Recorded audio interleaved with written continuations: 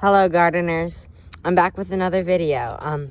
So today I will be giving you a video on how to collect propagations and how to actually propagate them successfully. Thank you, and I hope you enjoy it. Cuttings from maybe some white spruce, Japanese maple, a red maple, and maybe a Norway spruce, and a flowering cherry. So let me show you how to, let me find a good branch. So this is our Japanese maple right here. It's starting to lose its leaves, as you can see, but it is very pretty. So what you want to do is, here, so this is the old wood right here. So this is probably last year's growth. And then all of this green right there, and then this reddish green, that's all new growth. That's all this year's growth. And we want to take cuttings from the new growth. So, see right here. So I'm going to take a cutting right here. Right here. So as you can see, it's the reddish growth. I will show you how to trim these and how to prepare them before you actually propagate it. But first I'm going to just collect everything. I'll actually take a cutting of this crepe myrtle if I can find some good this year's growth.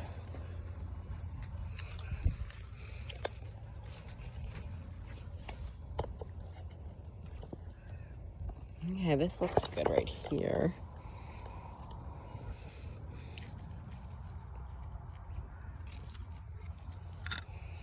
So I'm going to cut this right above this leaf.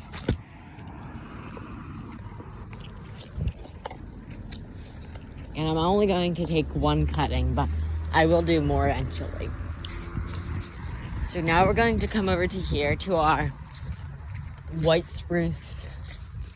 There's many other names. Cat spruce, skunk spruce. That's because they have an unpleasant scent when the needles are crushed. I actually don't think I'm going to take a cutting from here. This is what the needle clusters look like. Yeah, I'm not going to take a cutting from there.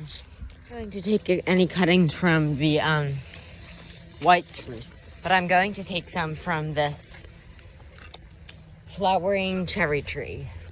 The variety of this one is Kwanzan.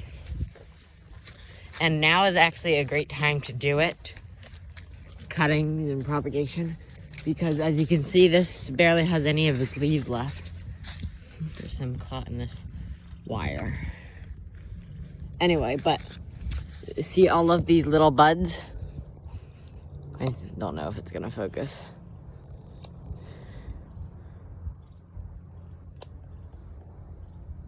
Here, let me see if I can get it to focus. There's little buds at the tip of each branch. So I'm going to try to cut one. See right here? So.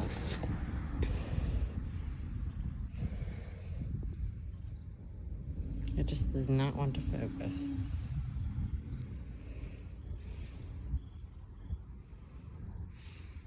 Anyway. So you want to look for a branch, not a branch, a little twig that's softwood again, so you can tell that it's softwood. Or not softwood, new growth, or also called softwood. So it's going to be pretty flexible. And if you break it, you can clearly see that there's green inside. And so this already lost its leaves, so it has all of the spring's buds, which may open up actually in the greenhouse. Okay, so I'm going to take one cutting from there. And now I'm going to take a cutting from our eastern hemlock, Tsuga canadensis. So it resembles yew, which is Taxus, and has these little pine cones. This is evergreen. I'm going to try to find a perfect branch. Okay, right here. So I'm going to cut it right there, and then I will trim all of these up. I will show you how to trim up the leaves in the next part of the video. But first I'm going to collect some cuttings from this red maple Acer rubrum. First I'm just going to put down these cuttings. Okay. As you can see, the leaves are a beautiful red color. That's not why they're actually named the red maple. They're named the red maple because they get these red flowers, usually inconspicuous, in the spring. So I'm going to take a cutting from here, so right above this little branch. I don't know if this one will take, because this one looks like it's last year's growth. But here's the little buds.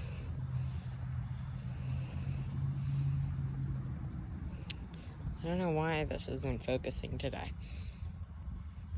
Okay, anyway. So in the next part of the video, I'm going to show you how to prep all of these. Okay, so the preparation of these cuttings is rather simple. So as you can see, we have this nice cutting, and I don't want this right here. So I'm going to remove this. Oh, it looks like it's gonna focus now. So I'm going to remove this part, and then I'm going to remove some of these leaves. So I'm gonna remove this one. And at the tip of each leaf, at the bottom of the petiole, there's a bud. So new leaves will grow from that. Okay, so then we have this, I'm gonna take that leaf too. And then I'm just going to leave one leaf. Here, I'll leave this one. I'm going to just leave one leaf, because if you leave too many, I'm going to also remove these top right here. Because if you remove none of them, then it will stress out the plant for water, because then it will have to provide water for all of those leaves. So I'm just going to leave one, and this will help it focus on root development. Okay, so I have that. Now this, I don't have to do any preparations. I just may cut this a little differently, because this is softwood and there's no leaves left on it. Okay, so then we have the crepe myrtle. So what I'm going to do, basically what I just did on the other one, I'm going to remove these bottom leaves. And I'm going to just leave a few at the top.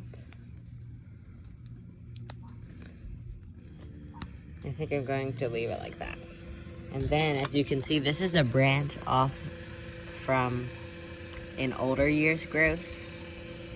So, look right here. See how it like shoots out that way? So I'm going to remove this part right here from there. Oops, that's not what I don't want to do.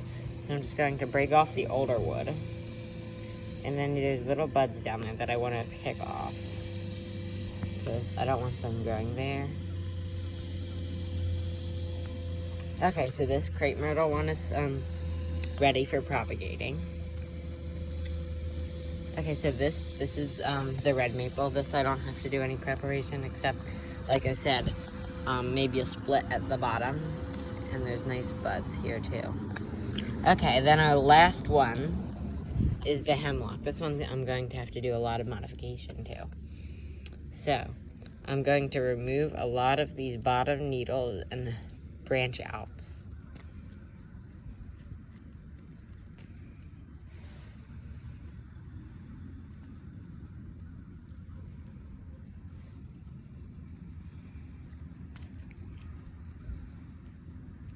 I'm just going to clean this off of all needles.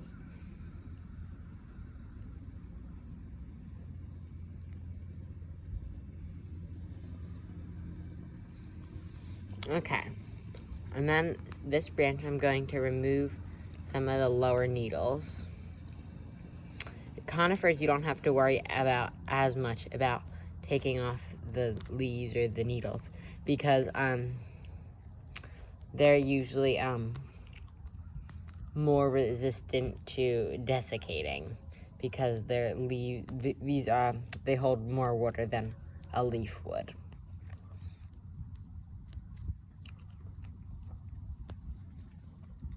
Okay, so that's pretty much cleaned up. So I think I'm going to remove this branch right there. I can propagate that, but I'm not going to. So I'm just going to get rid of that, and then I'm going to trim this down a little bit to like right here. And then I'm going to show you in the next part of the video how to actually propagate this, the hemlock, because it actually has hemlock woolly adelgid. So, I don't know. Oh yes, you can see all of that fuzzy stuff. That's the hemlock woolly adelgid. It kills the tree eventually. As you can see, all of that fuzzy white stuff. So, I can't propagate that, but I will propagate everything else. So I have my pots ready, but I'm going to be trying out 3 different potting mediums. So the first one right here, this is a mixture of bonsai soil, so it's very free draining, and potting soil. This right here is from our ground near our septic. So this is very clay, silty, loamy. And then finally we have some tree and shrub soil. So it's very simple. So I'm going to try out the crepe myrtle right here in the clay, our soil. Then I'm going to be trying out the Japanese maple in the tree and shrub soil. And then in this pot, I'm going to try out the red maple and the flowering cherry tree. So that's what that's gonna look like. And I'm just going to take you to my greenhouse real quick so I can put them in there. Sorry if it's a little bumpy.